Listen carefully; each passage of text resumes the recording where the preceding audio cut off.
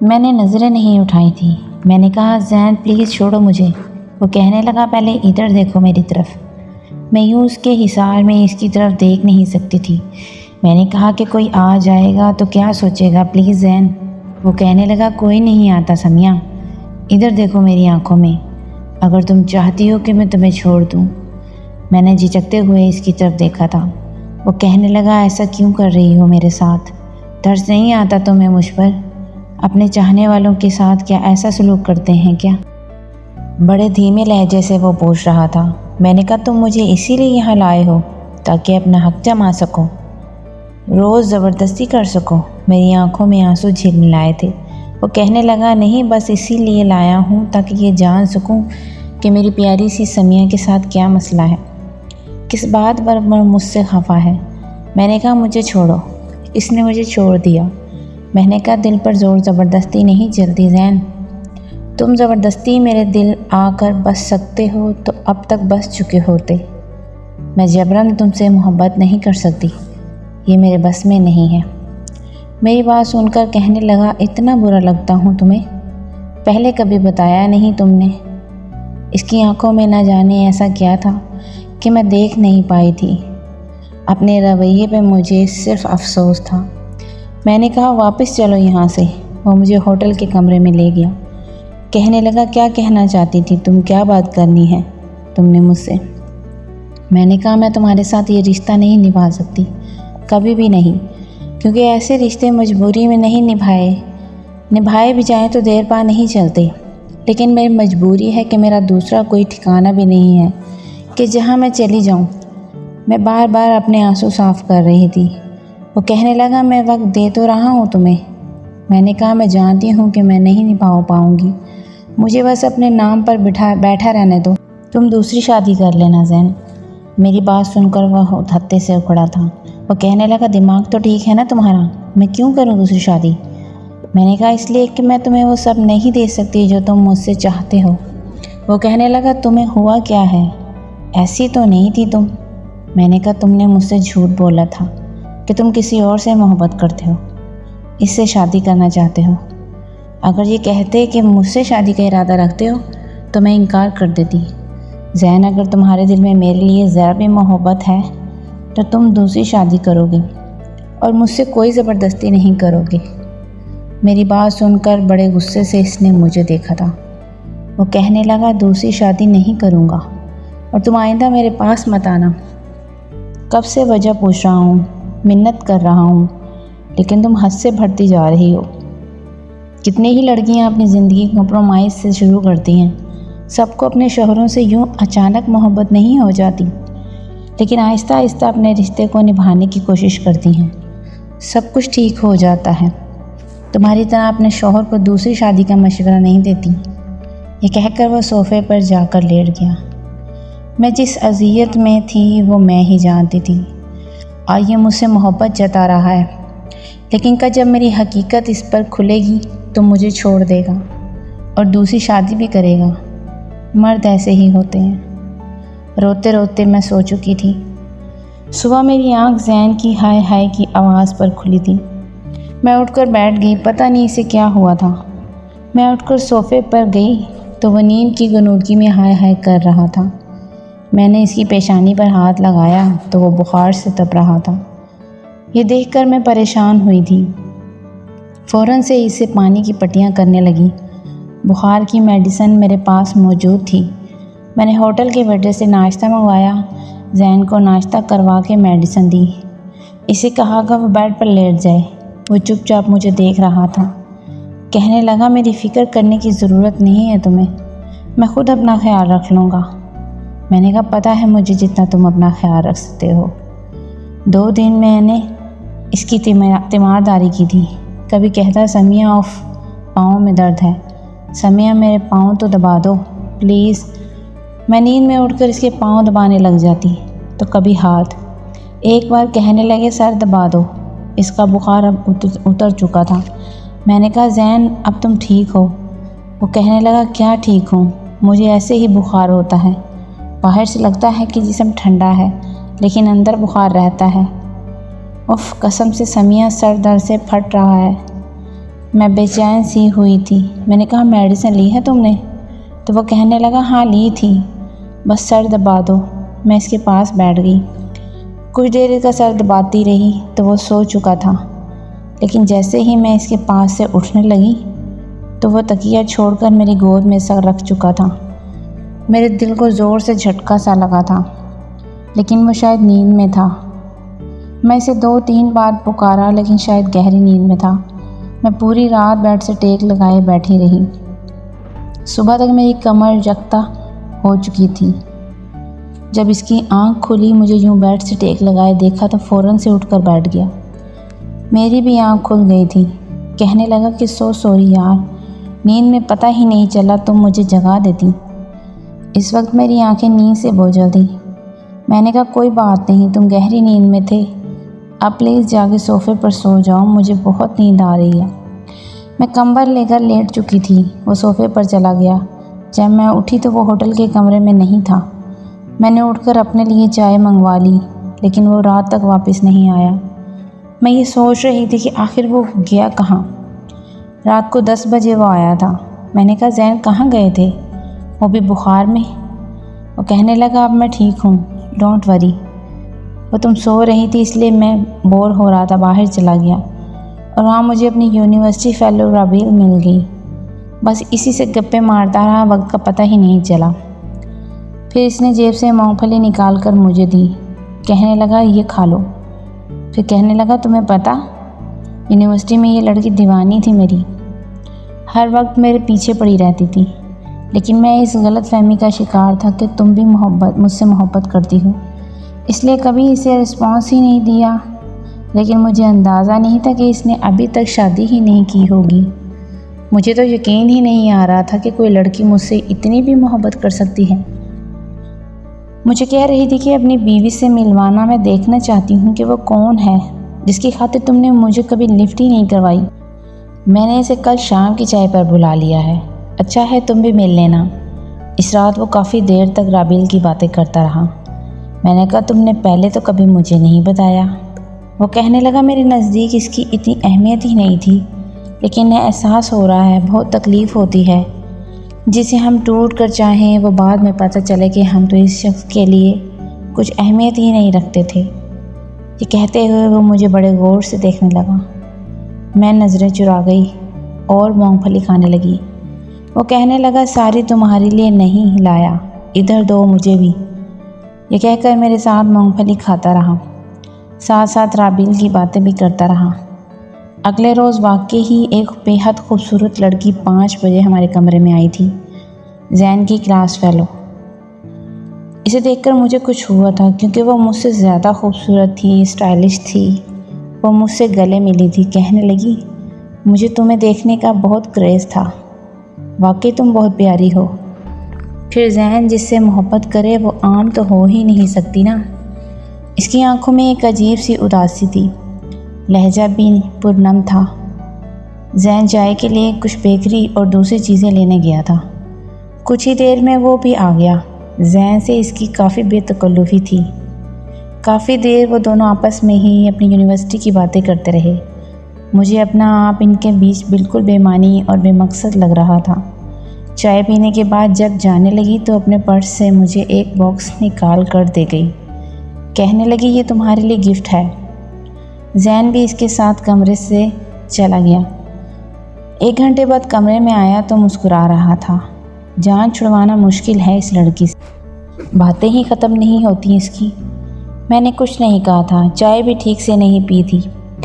میں نے کہا ہم کھانا کہاں کھائیں گے؟ وہ کہنے لگا رات کا کھانا ہم باہر جا کے کھائیں گے۔ کھانے کے دوران بھی وہ اسی کی باتیں کرتا رہا۔ مجھے اچھا نہیں لگتا۔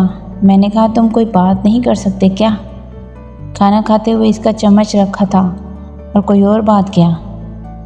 میں نے کہا کچھ بھی، جب سے تمہاری کلاس فیلو تم سے ملی ہے تمہارے پاس تو اسی کی باتیں ہیں۔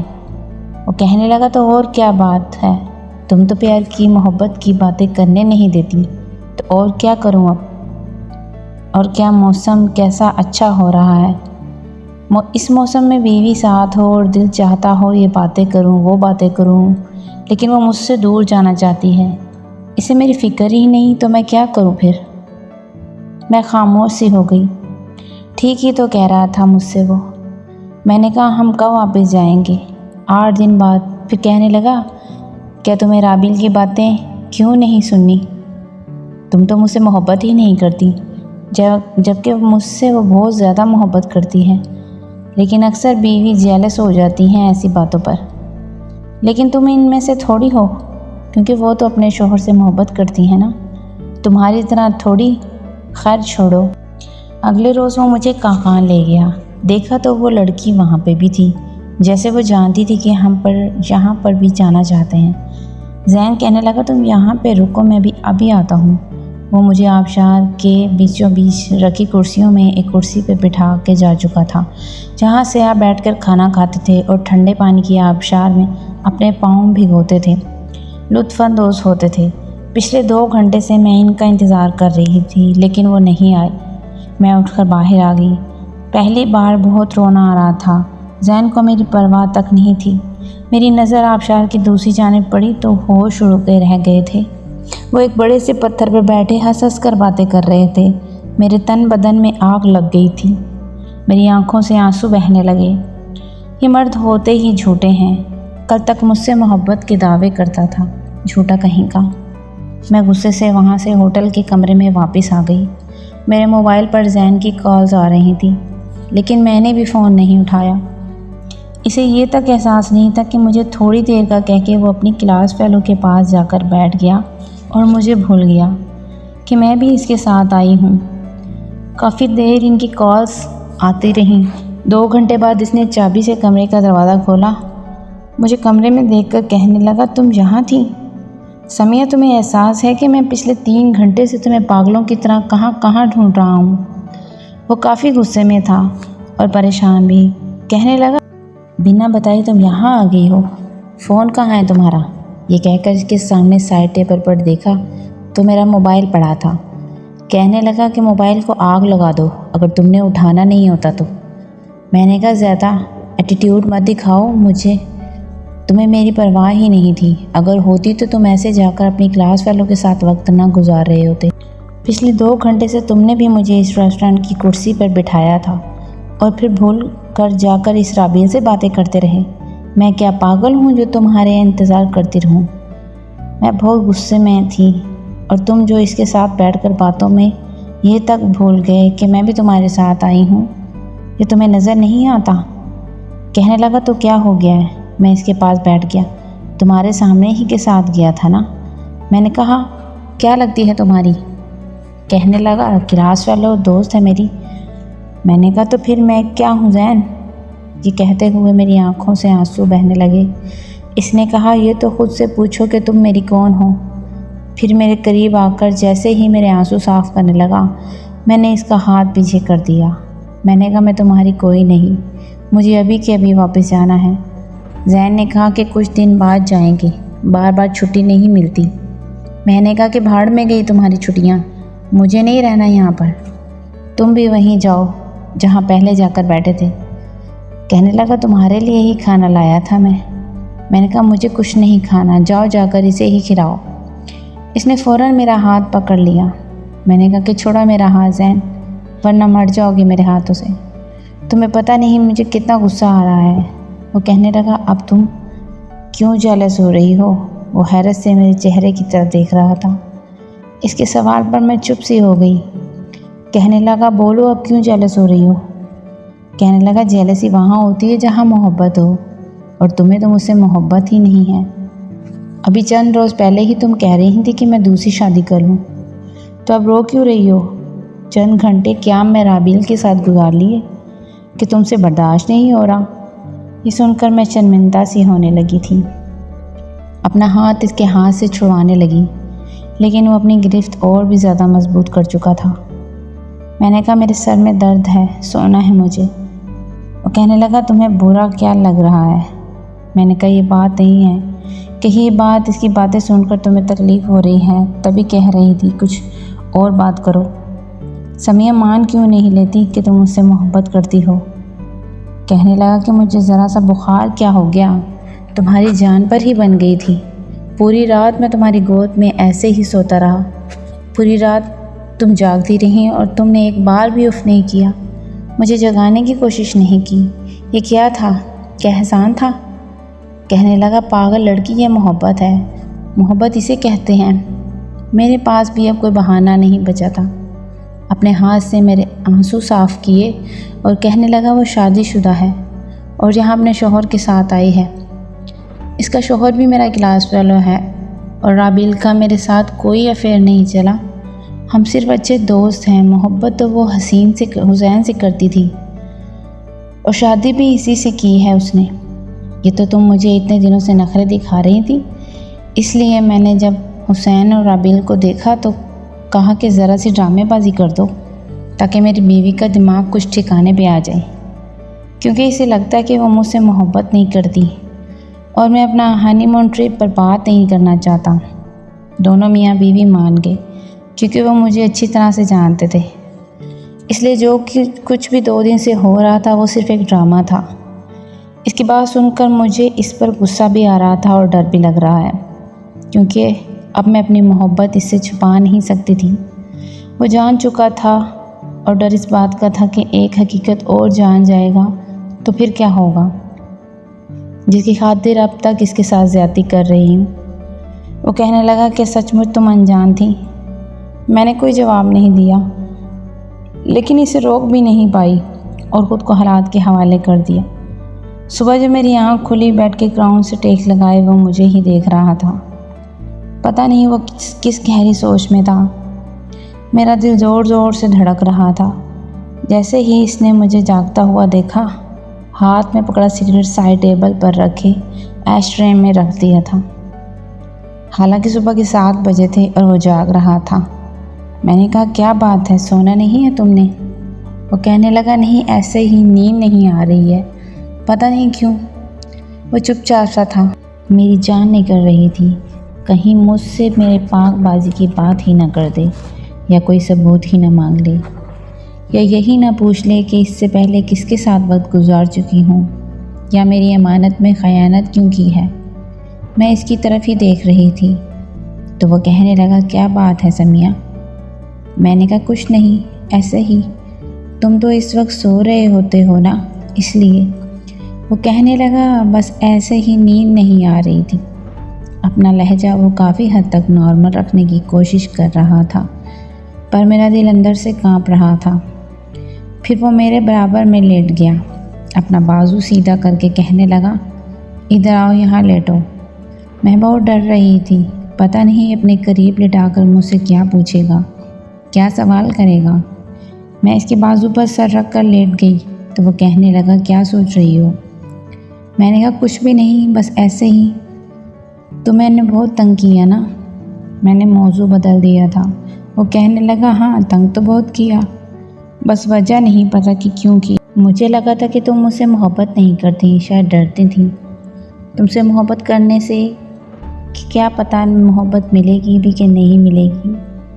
میں اس کو اپنی باتوں سے بہلانے لگی اور کیا کرتی، میں نہیں چاہتی تھی کہ میری زندگی برباد ہو۔ وہ کہنے لگا ڈرتی کیوں تھی؟ میں نے تو کبھی تمہیں کچھ نہیں کہا، ہمیشہ تمہارا ساتھ ہی دیا تھا۔ کہنے لگا تمہیں پتہ ہے جب میں نے اماں سے کہا تھا کہ مجھے سمیہ سے شادی کرنی ہے تو اماں نے اعتراض کیا تھا، لیکن میں نے کہا کہ شادی صرف اسی سے کروں گا اور اسے آپ کو پوری عزت بھی دینی پڑے گی، اسے یتیم سمجھنا چھوڑ دیں۔ کیا آپ اس پر احسان کر رہے ہیں؟ بہت سمجھانے کے بعد میری والدہ کا موڈ کچھ ٹھیک ہوا تھا، اور تم ان کا رویہ بھی، ورنہ شادی سے پہلے وہ تمہارے ساتھ کچھ زیادہ اچھا رویہ نہیں رکھتی تھی۔ پھر کافی دیر وہ میرا سر سہلاتا رہا اور ادھر ادھر کی باتیں کرتا رہا، لیکن میں نے محسوس کیا تھا کہ اس کے بعد وہ میرے قریب نہیں آیا۔ اب پھر اس دن جب میری آنکھ کھلی تو وہ بیڈ پر نہیں تھا۔ میں فوراً سے اٹھ کر بیٹھ گئی، دیکھا تو کمرے سے منسلک گیلری میں کھڑا تھا، سگریٹ پی رہا تھا، حالانکہ سگریٹ کا عادی نہیں تھا۔ ہاں، جب ٹینشن میں ہوتا تھا تب کبھی کبھار پی لیا کرتا تھا۔ میں اٹھ کر گرم شال لے کر اس کے پاس آ گئی۔ میں نے پوچھا یہاں کیوں کھڑے ہو؟ میری بات سن کر وہ بری طرح سے چونکا تھا، جیسے کسی گہری سوچ میں ہو۔ وہ کہنے لگا نہیں، کچھ نہیں، ایسے ہی، بس موسم اچھا ہے نا، اس لیے۔ میں نے کہا رات کے 2 بجے کون سا انجوائے کر رہے ہو تم؟ میں اس کے پاس جا کر کھڑی ہو گئی تو اس نے ہاتھ پھیلا کر مجھے اپنے ساتھ لگا لیا۔ کہنے لگا کہا نا تم سے نیند نہیں آ رہی؟ میں نے کہا میری گود میں سر رکھ کے سو جاؤ، نیند آ جائے گی۔ پھر مسکرانے لگا، کہنے لگا تمہیں بار بار تو ایسی تکلیف نہیں دوں گا، پوری رات تم جاگتی رہی تھی صرف میرے لیے۔ میں نے کہا ابھی بھی جاگ سکتی ہوں، آزمائش شرط ہے۔ کچھ دیر میرے چہرے کی طرف دیکھتا رہا، پھر نظریں جھکا گیا۔ آہستہ آہستہ اس کا رویہ میرے ساتھ ویسا ہی ہو گیا تھا جیسے پہلے تھا۔ شاید مجھ سے سوال کر نہیں پا رہا تھا، وہ میرے کردار پر شک نہیں کر پا رہا تھا، وہ اپنے آپ سے لڑ رہا تھا۔ میں جانتی تھی کہ وہ کس کیفیت سے گزر رہا ہے، لیکن میں اسے سچ بتانے کی ہمت نہیں رکھتی تھی، اس لیے خاموشی سے ہی واپس آ گئی۔ ادھر جاتے ہوئے میرے دل میں اسامہ کے حوالے سے وسوسے آنے لگے کہ وہ کہیں کچھ غلط نہ کر دے، میری زندگی برباد نہ ہو جائے۔ جیسے ہی ہم گھر پہنچے تو اسامہ کی تیز نظریں مجھ پر تھیں۔ البتہ تائی اماں آج میرے ساتھ اچھے سے ملی تھی۔ میں نے گھر کے کام میں ہاتھ بٹانا شروع کر دیا تھا، لیکن اس بار میری اہمیت الگ تھی۔ تائی اماں میرے ساتھ لگتی تھی، چچی فاطمہ اور زینب سے کہتی تھی کہ اپنی بھابھی کی مدد کیا کرو، گھر کے کاموں میں دلچسپی لیا کرو۔ ایک بار میں اپنے کمرے میں تھی جب میرے کمرے کے دروازے پر دستک ہوئی۔ میں نے دروازہ کھولا تو سامنے اسامہ کھڑا تھا۔ اس وقت دوپہر کا وقت تھا اور دوپہر کے وقت ہمارے گھر کی سب خواتین آرام کرتی تھیں، وہ سب اپنے اپنے کمروں میں ہوتی۔ اسے اپنے کمرے میں دیکھ کر میری جان نکل گئی تھی۔ وہ فٹافٹ سے میرے کمرے میں آیا اور دروازہ بند کر دیا، پھر کہنے لگا میری بات غور سے سنو۔ میں نے کہا مجھے کچھ نہیں سننا، دفع ہو جاؤ یہاں سے۔ وہ کہنے لگا دیکھو میں تمہارا بھانڈا پھوڑ سکتا ہوں۔ میں نے کہا تو تمہارا کیا ہوگا؟ اگر تم میرے بارے میں کچھ بھی کہو گے تو میں بھی چپ نہیں رہوں گی۔ اب ویسے بھی میں زین کو سب کچھ بتا چکی ہوں۔ میری بات سن کر اس نے چہرے کی رنگت اڑی تھی۔ میں نے کہا یہی ڈراوا دینا چاہتے تھے نا تم؟ مجھے یہی کہنا چاہتے تھے نا؟ اسی بات پہ بلیک میل کرنا چاہتے تھے تو جاؤ جا کے زین کو جو کہنا ہے کہہ دو، کیونکہ وہ سب جانتا ہے۔ اور اس کا ظرف دیکھو، اس کے باوجود اس نے مجھے اپنایا چھوڑا نہیں ہے۔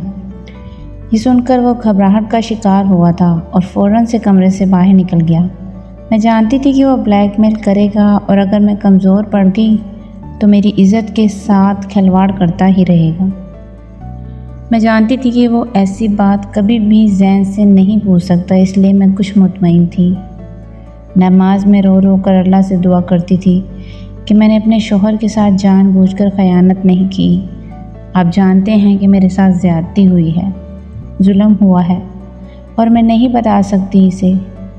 میں جانتی ہوں مرد کتنی ہی عورت سے محبت کیوں نہ کرتا ہو، لیکن یہ سچ ہے کہ وہ اس سے پہلے جیسی محبت نہیں کر سکتا۔ زین مجھے نہ بھی چھوڑتا تو کبھی بھی وہ محبت بھی نہ دیتا جو وہ دے رہا تھا۔ 1 مہینے بعد میں امید سے ہو گئی تھی۔ زین بے حد خوش تھا، تائی اماں بھی بہت خوش تھیں، اب تو وہ میرا اور بھی زیادہ خیال رکھتے تھے۔ انہی دنوں چچی نے اسامہ کا بھی رشتہ طے کر دیا تھا اپنی بھانجی کے ساتھ۔ چند ماہ میں اس کی بھی شادی ہو گئی تھی۔ وقت گزرنے لگا تھا، اللہ نے مجھے بیٹے سے نوازا تھا۔ زین تو اتنا خوش تھا کہ جس کی کوئی حد نہیں۔ میں اپنی زندگی میں مصروف ہو گئی تھی۔ آہستہ آہستہ سب کے گھر الگ ہونے لگے، کیونکہ اب اس گھر میں گزارا مشکل تھا۔ فاروق بھائی کی شادی بھی ہو چکی تھی۔ چچا نے اور تایا نے اسی گلی میں اور بھی بہت سے گھر خرید لیے تھے۔ انہیں نئے سرے سے سب بچوں کے لیے بنوایا تھا۔ کہتے تھے کہ ہم چاہتے ہیں ہمارا پورا خاندان یہیں قریب قریب رہے تاکہ کل کو اگر کوئی مشکل پیش آئے تو سب اکٹھے ہو جائیں۔ اس لیے چچی اور اسامہ کی فیملی اب ہمارے گھر سے جا چکی تھی۔ فاروق بھائی جتنے اچھے تھے، ان کی بیوی بھی ویسی ہی تھی۔ ہم دونوں دیورانی جٹھانی میں ایسی محبت تھی کہ دونوں بہنوں میں بھی نہیں ہوتی ہوگی۔ گھر میں بہت اتفاق تھا۔ ایک کے بعد میں نے دوسرے بیٹے کو جنم دیا اور فاروق بھائی کی ایک بہت پیاری بیٹی پیدا ہوئی۔